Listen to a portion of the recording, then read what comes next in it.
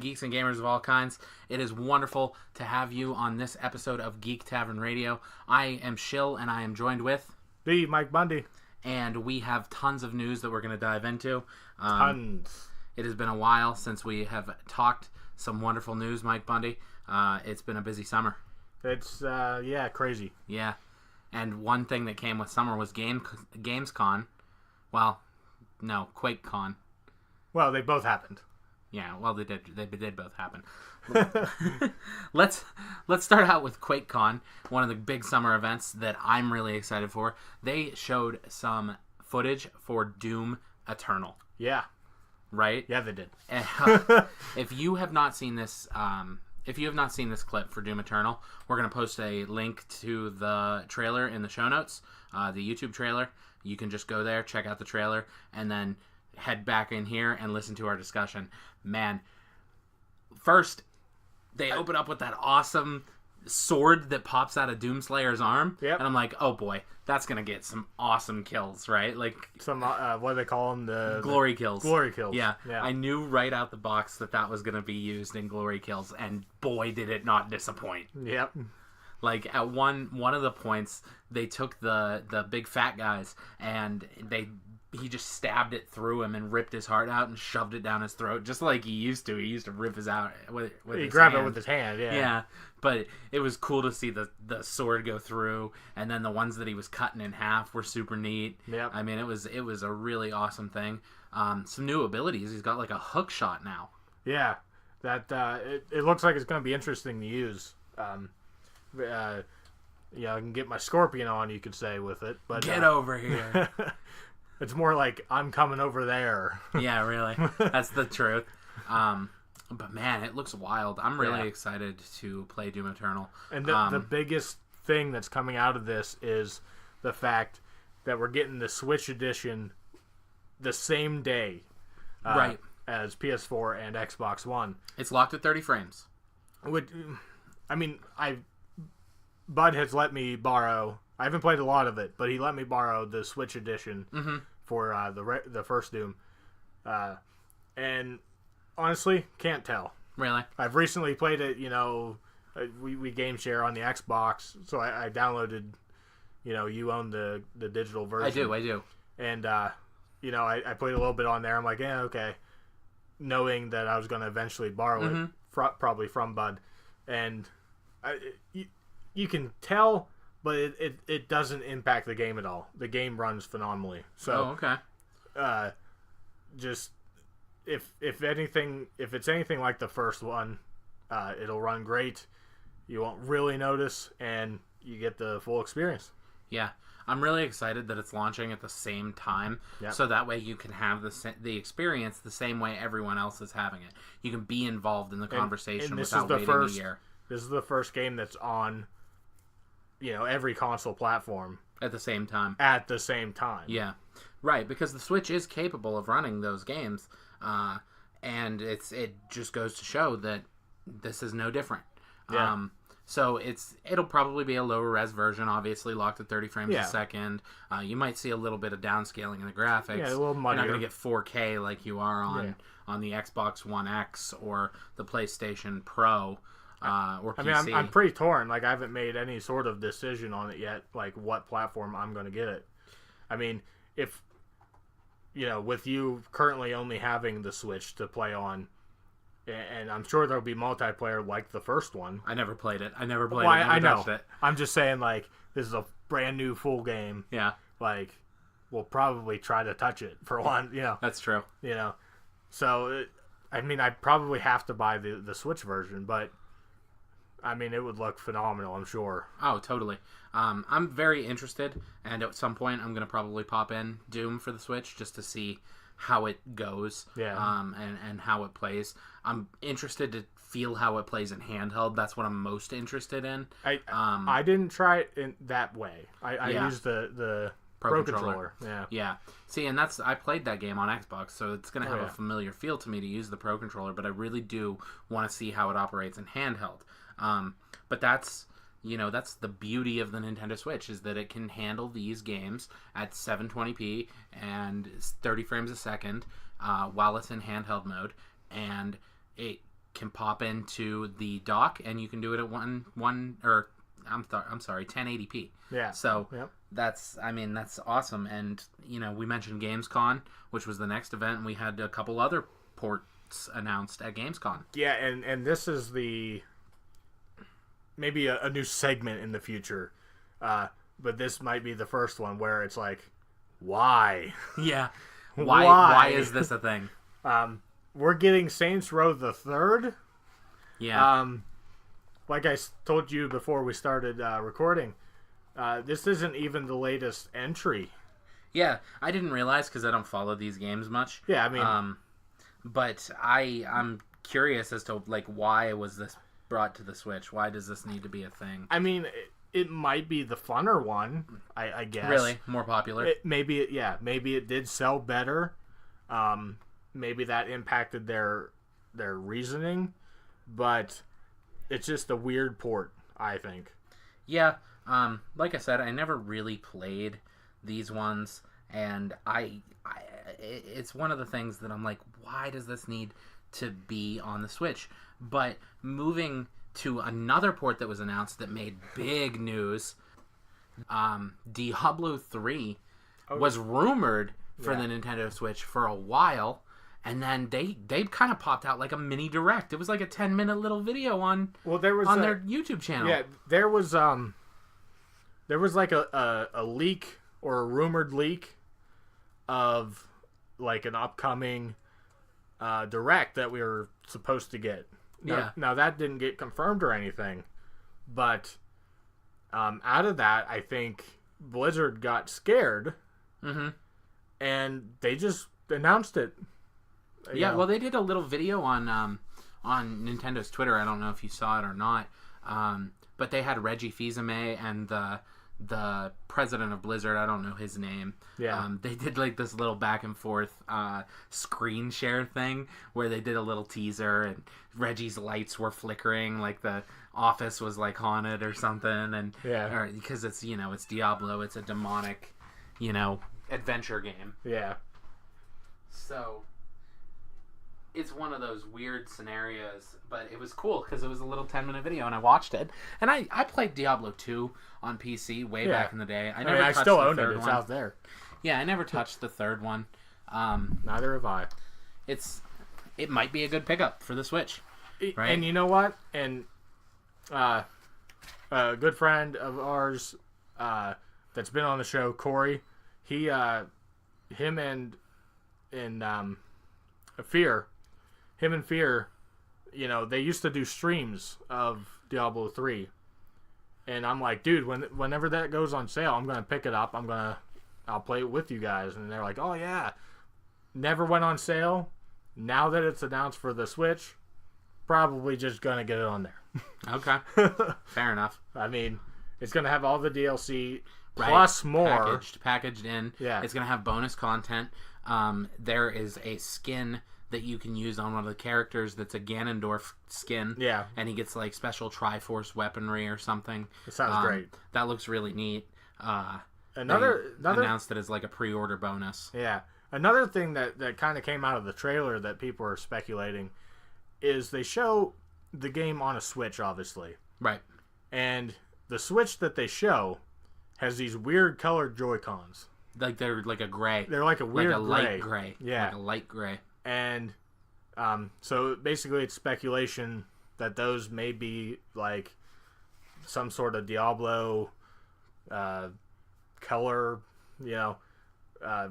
Joy-Cons that you can maybe buy in the future. Well, that's an interesting rabbit hole to dive down, because like that could very well become something that Nintendo could do. They could do custom Joy-Cons for systems that they're selling.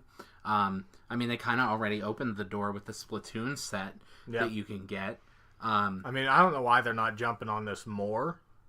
I mean, basically, I don't want to tear it apart, because there are ways you can mod it and whatever. You can buy the kits for it. Right. But I just want, like everybody else wants, I want the see-through purple. For the Game Boy Color. Like I just want the Joy-Cons. I don't even care about the Switch not being part of it. Yep. I just want the Joy-Cons. It would be interesting to see them go down like like a cool customization route that like Xbox went down with the create your own controller thing that they have. Or even if you have to buy a specific type of Joy-Cons, you can just change the faceplates. That would be interesting as well. Or like the outer shells without really taking it apart. Well, they did that. They did that with the Nintendo 3DS, the new Nintendo 3DS, the smaller model. You can change the faceplates on them. Oh, really? They had an Animal Crossing one. They had a Zelda one. They had a Mario one, and you could swap those faceplates. And you could. I don't know that you could outright buy them in the U.S. I think you had to import them from Japan. And those were immensely popular in Japan, to the point where they like had them everywhere. So it is really cool. Yeah. So I mean, they need to, kind of jump on that bandwagon. And people want it. I mean, people want custom Joy-Cons or more, more different colors and types. The see-through stuff, that's a very Nintendo thing. Look at how many different controllers there was just for the 64. Yep. And I mean, basically Xbox took that over. You can get weird, crazy custom. It's ridiculous what you can do with that thing. I played around with it one time. Well, I took one apart. My brother's wasn't working. Yeah. And so I took it apart. Super easy. Like, you can just buy a faceplate. Oh, really? Screw it off. So simple. You just put it on. That's neat. So they always had that plan then, obviously. Yeah. Yep. Well, that's cool. That's awesome. Good for them. So, one little piece of Nintendo news that also came out of Gamescom was something that we already knew about. Luigi's Mansion for 3DS has been announced that it's going to release on October 12th. And this goes into that same old category. Why? Yeah. I'm not saying that the 3DS is dead, because it's definitely not. I told somebody the other day outright to buy one. I was like, just get one. It's worth it. You can spend half the amount of money on that as you would on a Switch, and you could get 2 games or 3 games or 4 games for the price that you would pay for a Switch. Yeah. Right? I mean, it has a great back catalog.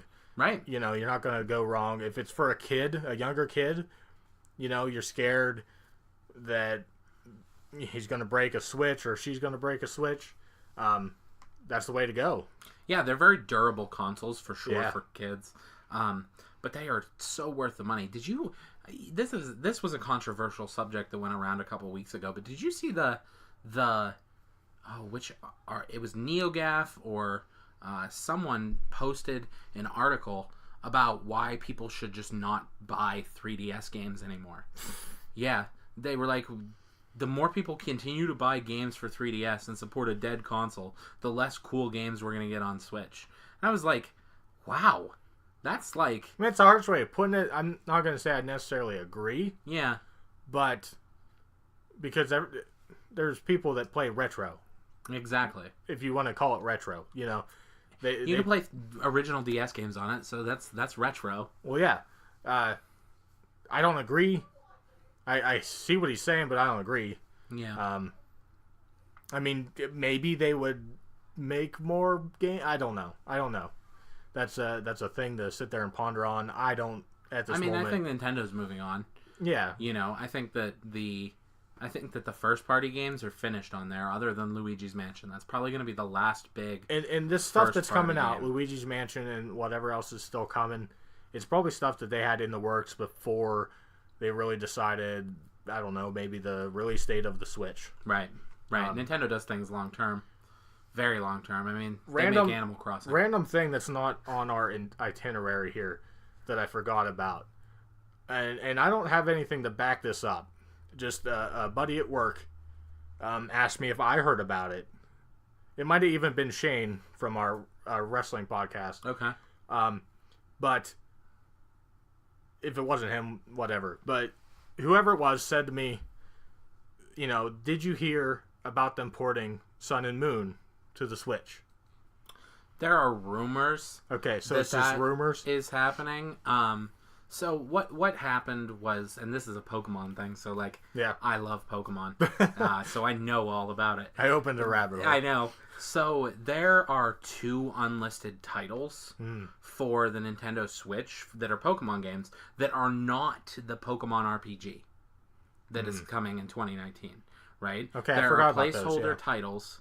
There are placeholder titles that are not the Let's Go games or the 2019 games. Like they have a release date or just They don't have. They have a SKU at GameStop, I think, or somewhere. Okay. Amazon maybe, but there are 2 Pokemon games. There's speculation that it's gonna be Sun and Moon because that would just be an easy port. That upscales really nicely to 1080p. People who use emulators upscale it constantly, right? And it looks really good. Yeah, it really does. So I think it might end up being ported. I mean, would they do Sun and Moon or Ultra Sun and? I'd rather them do Ultra. Yeah. Just because it has the larger library of Pokemon. Mm-hmm. But I also think that it could be the Poke Transporter and the Pokemon Bank. I also think that those could be the SKUs, and then you might be able to buy the $5 card for the Pokemon Bank at Amazon.com. And that's another interesting thing that I don't think we've ever talked about is, are they going to do a Pokemon Bank to where we can get our Pokemon from the 3DS? Speculation right now is that they are going to do that. I mean, it's not till 2019 we get the core game anyway. Right, because you're not going to be able to put anything into Let's Go that isn't a Kanto Pokemon or in a Alolan form. Unless they update it. Because I think could. with the Pokemon Go, crossplay kind of thing, obviously there's more Pokemon in there than just Kanto. Right. So I think they could update it, and they really could, and they could make the spawns differently. You could still play in the Kanto region and just have different Pokemon spawn. Yeah. Like Gen 2 or Gen 3 Pokemon spawn. Like maybe after you beat the game. Yeah. Like you can import those Pokemon and use them. Yeah, that would be really cool. Yeah, that would be cool. So, while we're on Let's Go, there was a little bit of Let's Go news that trickled out as well. First and foremost, level scaling looks like it's going to be really difficult, right? So I didn't write that on the itinerary, but there are some trainers that have level 43 Pokemon in some of these trailers, and those are just trainers. Yeah. Those aren't like Elite Four members, right? And I think the highest Pokemon you'd face in the original game was like level 50 something in the Elite Four. So like we're talking trainers. Did you catch where the trainer was? It's definitely a water area, so it's after Fuchsia, but before Victory Road. Okay. We're not sure if it's in like Cinnabar Island or anything like that. Yeah. But it's definitely looking like this game is going to be more difficult than people think it's going to be. See, and I've always thought that. Yep. Really, I think it's going to be a game where it's going to be maybe easy in the beginning. Yep. But I think it's also got to satisfy those core hardcore players. Yeah, it's going to have to. Lieutenant Surge's Raichu is stronger. And maybe it's a setting. Maybe it's a setting. You're right. Like, people have been begging for easy, medium, hard mode in Pokemon games forever. Yeah. So it could be a difficulty change in the main menu or something. But Lieutenant Surge's Raichu, they showed Lieutenant Surge in the second trailer that they dropped. And his Raichu is a higher level than it's been in. I think it's the same as Pokemon Red, Blue, and Yellow, or Pokemon Red and Blue. I'm sorry, because in Yellow he only had Raichu, and it was lower leveled than the Pokemon in Red and Blue. I mean, I wouldn't know that, but yeah. Yeah, well, I know a lot of things Pokemon, but so that was cool. And then at the end of that trailer, they showed off something that kind of blew me away. They're bringing Megas into this game. That's weird. They're bringing Mega Evolutions into Pokemon Let's Go. So I hadn't heard this until I read it just before you were about to speak. Yeah. So they're bringing.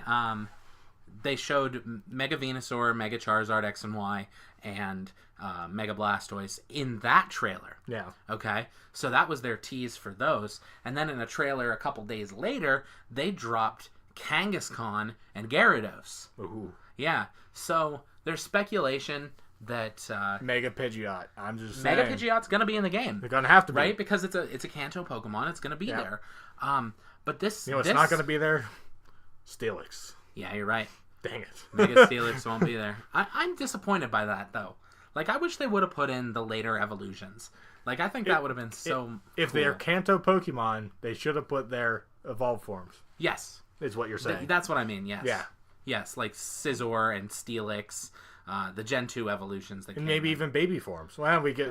that's a little much. I think that's a stretch. All right. Maybe we'll get it Endgame. Maybe we'll get it Endgame. We'll see. They surprise you I think there's sometimes. a ton of stuff that we just don't know. You remember how no one knew when in Heart and Gold, or in Gold and Silver, no one knew that you traveled to Kanto until someone did it. Until someone beat the game and went over. So that was staggering to everyone. Yeah. So, I mean, maybe there will be some surprise at the end of the game that we don't know about yet. You go to Johto. That'd be cool. I mean... But I'm just kind of surprised that these mega forms were added to the game. It adds a little bit more of a competitive element, and it might end up being more of a core Pokemon game than people think. Yeah. Right? There's I would go as far as to saying it's going to be. Yeah. I mean, don't tweet at me and give me hate, but if it's not. But I think with the way that you are going to be able to boost stats of things and you have Mega Evolutions that are going to change metagames and things like that, there will be a competitive format. Yeah. And I mean, no matter how this game's going to be, there's right. going to be people that play it competitively anyway. Well, Pokemon will do their World Championships too, where they have a competitive VGC tournament out of it, right? Because I mean, they're not going to Pokken turned into a competitive game. Man, I still want to buy that game. Yeah? I really do. I really want to play it and buy that game. Yeah. I'm torn. I got into the TCG. I mean, it's just one of those things. I'm real into I want that. to pop it in here and there. It's nothing I'm going to, like, lose my mind with. But yeah, it's... So yeah, so we're go into a system that we don't go to very often. All right. We got some Xbox stuff here. Nice. It's good stuff too. And it is good stuff because I am a member of the Xbox Game Pass. Okay. Because those suckers, they'd run a deal. Because I did Game Pass like once or twice. Mm-hmm. Paid the $10. I'm like, all right, we'll check this out. So I became a member, let it run out, turned it off, and for some reason they really want people. So, like, a thing will pop up being like, become an Xbox Pass member for $1. Yeah. I'm like, all right. Yeah, so I do it for a month. Yeah, they want you to forget that you had the subscription and then get charged for it down the line, or. And I forget the latest deal. It was either I got 3 months for $10 or 3 months for $1. I don't remember which one. But I got 3 months for this deal. Wow. Yeah. So cool. Right?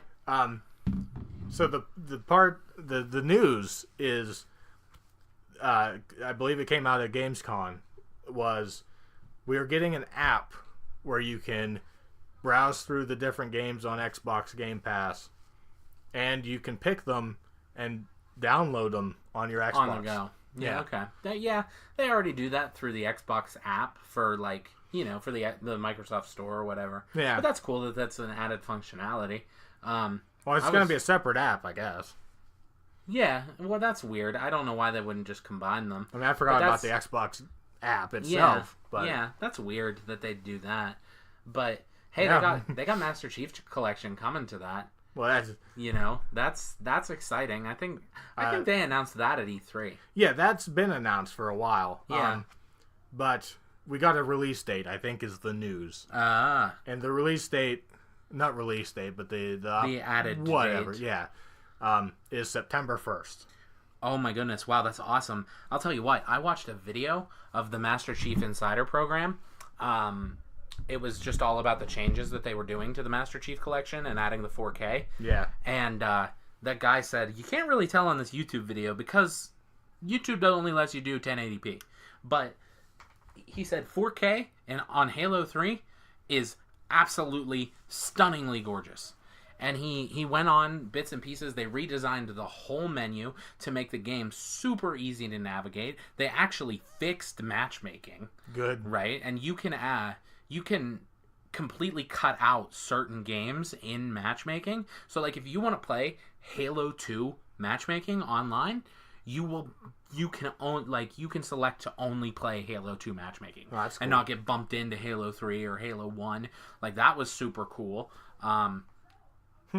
You can actually download the game in chunks. Like, you can delete specific games. Like, say you're never going to play Halo 4 and you just want the original trilogy on your console. You can delete Halo 4 from the game entirely. Wow. Yeah. So it's always there for you to access and re-download. Oh, yeah. But you can just dump it out. Like, say your Xbox is running out of space because you don't have a 2 terabyte one or 17 teraflops, whatever they're called. So, I don't know technology. Yeah. But, so say you're running out of storage and you want to offset, like, oh, I'm never going to play Halo 1 again, or I'm never going to play Halo 4. You just delete those and keep 2 and 3, the ones that you do the matchmaking on, and boom, you can cut out the story mode, like all bits and pieces. Wow. And you can just have the matchmaking if you want it. That's crazy. So that's super neat. And I think that games will probably follow suit moving forward from this. At least that collections. Yeah. So something that's not coming in September is, sadly, the Spyro Reignited trilogy. Yes. It was supposed to come out September 21st. Mm-hmm. It is now got moved to November 13th. That's quite a bump back. A month and a half-ish. Almost 2 months. When was it? September 21st? That's almost 2 months. Okay, well, it's shy of a week. But, yeah. I mean, if they need more time... Yeah, perfect it. I'd rather them. Yep. I'd rather them put out a working game. Yep. Or a full game. Yep. Or whatever it may be. I still would like a little update from them. If they haven't already, I don't really check into these things too frequently. But I know a big thing about a month ago was that they were only going to ship Spyro 1 on disc. I heard about that, yeah. The other 2 were downloads. That's weird. And terrible. And I wonder if that's why they did this. Well, to push it back. I hope it is, because you telling me, I mean, I understand their updated graphics, not even remasters, they're built from the ground up. They are big games. So, well, okay. They are big games. But okay, with that, what's the problem with putting out 3 discs? Yeah. You know? Well, I mean, and that's the thing. Everything's Blu-ray now, right? So, I mean, I don't know what a Blu-ray disc costs to make. I remember, I believe it was Aaron, found out, like, DVDs were, like, $1 to make, and they sell them for $20. Like, yeah. Like, after all the costs are so, like, if video games are the same, yeah, whatever. I'm not going to dictate or argue that games shouldn't be $60 when they come out, or $40, whatever the new thing is. But you can't tell me it's going to hurt the company to put all 3 on a disc. Right, I agree with you. On each. I agree with you. So. I am, and maybe with this new November pushback date, this is probably what they're doing. Right? Like, I mean, hopefully. Yeah. Hopefully, it's at least one of the things. I agree. I'm sure they're working on the game and whatnot. Yep. Moving on, we got. I don't know if Bud will cover this. Bud is going to do an episode separate from us this week, but I know he downloaded this, and he can give you his impressions, and I'm going to give you mine, and they are not good. I've never played these games. So we have the Monster Hunter Generations beta that came out. Pretty in-depth beta, actually. You can pick 3 different hunts. Mm-hmm. 3 different monsters. And you can also pick to do them with a friend. Okay. You can pick single player or multiplayer on online. So my first go with these games was Monster Hunter World, which is the newest one, like on PS4, Xbox, and they're beautiful games. I mean, yeah. I would They look say good. they look. I mean, maybe not as good, but they look just as beautiful as like a Tomb Raider or a very high end graphics. I would say. Yeah. So I started this beta, and the menu was weird, but it's whatever.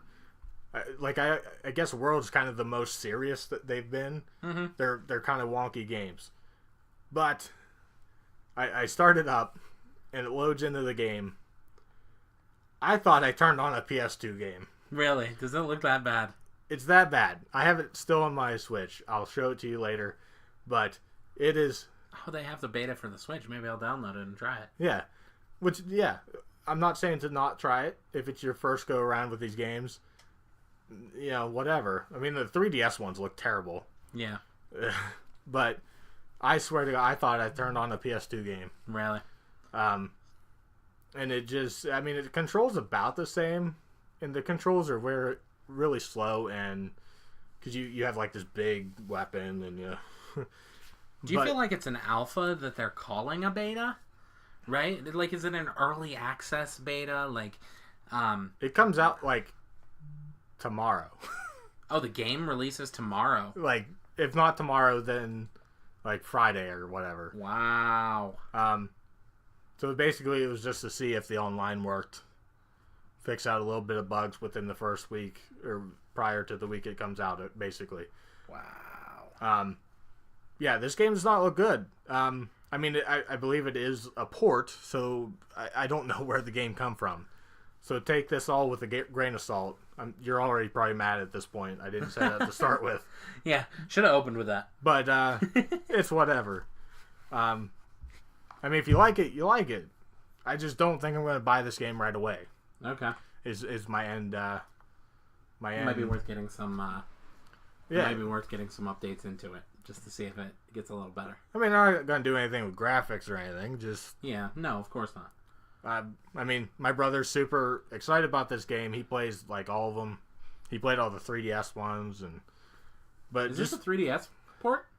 It very well might be. Okay. And maybe that's why it looks weird. Mm-hmm. And if that's the case, then I mean, cool. I'm sure there's a lot of fans with this game. Right. But just my first impression was like, oh my God. Yeah. Like I was expecting something like World. Yeah. Expectations were too high. Yeah. So again, take that for what you will. But I mean, beta's free, and like I said, there's 3 missions. Go play them. I mean, yeah, go try them out. Cool. I'm going to close on this last one. New trailer for this beautiful game for PlayStation 4. You could say that about a million more times, and you would be correct. Spider-Man coming September 7th. I didn't realize it was this close. Oh wow. That is quite close. And they've been releasing trailers and gameplay and this and that. People are actually complaining. Really? I am not complaining, though, because this trailer was amazing. Really? Okay. It starts off, you hear J. Jonah Jameson, whose name I didn't know how to spell, so have fun with that. But it's so awesome that I don't watch it. even... We'll put it in the show notes. Yeah, watch it. If you haven't already. And anyway, J. Jonah Jameson is doing a live radio broadcast. Must be getting interviewed or something because he's a paper guy. But they're taking callers, and it just so happens that Peter Parker gets through. Uh-huh. So they have this back and forth where, J. Jonah Jameson's doing this thing where, like, he's a criminal.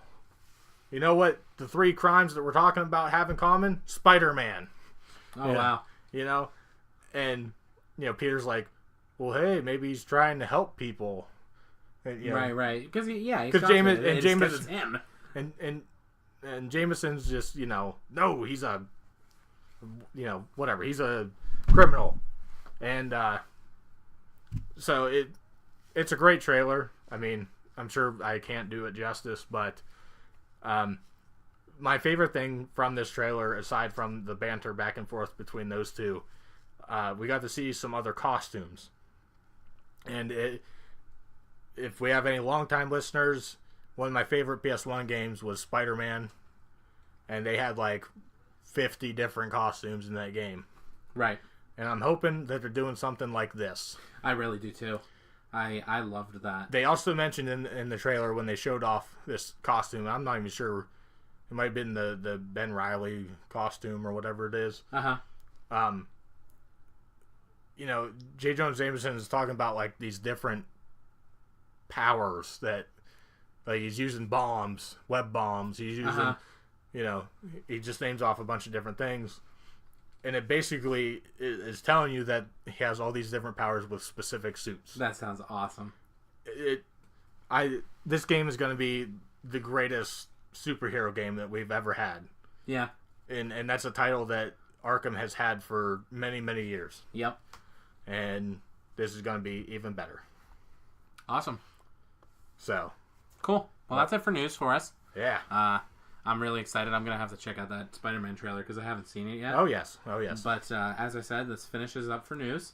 So we have one really cool segment now that we're introducing for the first time, and it is called the Tavern Throwdown. Okay? Yeah. So it was a neat experiment that we did. We actually took a post from IGN. They did a very popular game versus another popular game, and we posted it on our personal Facebook pages. And we just wanted to see what folks interacted to pick your favorite thing, and it was really cool. So for this very first Tavern Throwdown, we took an all-time classic battle: Super Mario World versus Super Mario 3. Yep. Two classic games that are argued about back and forth constantly. Which one's better? Which one's the best? These two are probably the two best Mario games that exist. And we sat back and we let Facebook duke it out. And they did not disappoint. We had